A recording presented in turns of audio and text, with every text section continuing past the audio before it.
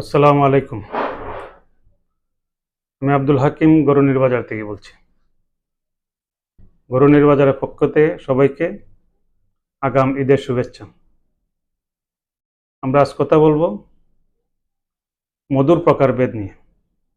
মধু দুই ধরনের হয়ে থাকে, একটি হলো প্রসেসিং মধু আর একটি হলো র মধু।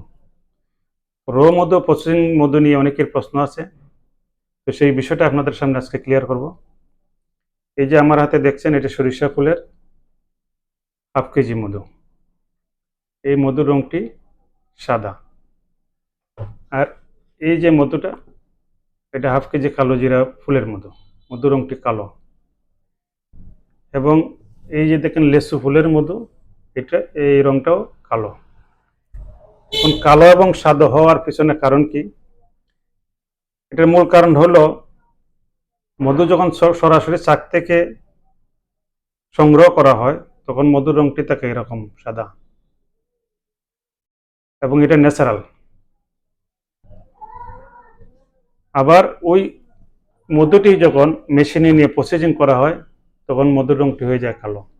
মেশিনে দেওয়ার পরে মধুর মধ্যে যে পানিটা থাকে সেই পানিটা চুষে নেওয়া হয় এবং তার রংটি পরিবর্তন হয়ে যায়, সেটি হলো প্রসেসিং মধু। তো প্রসেসিং মধু এবং র মধুর মধ্যে পার্থক্য হলো এটি।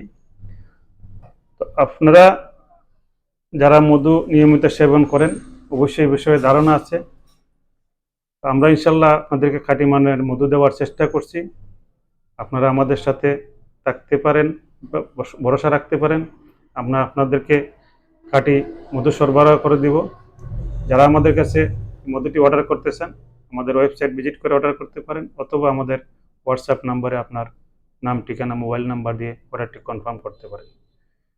মধু আপনার কাছে যাওয়ার পরেও যদি কোনো ভেজাল মনে হয় আমরা ইনশাল্লাহ আপনাদের টাকা ব্যাক করে দিব। আশা করি এমনটি হবে না।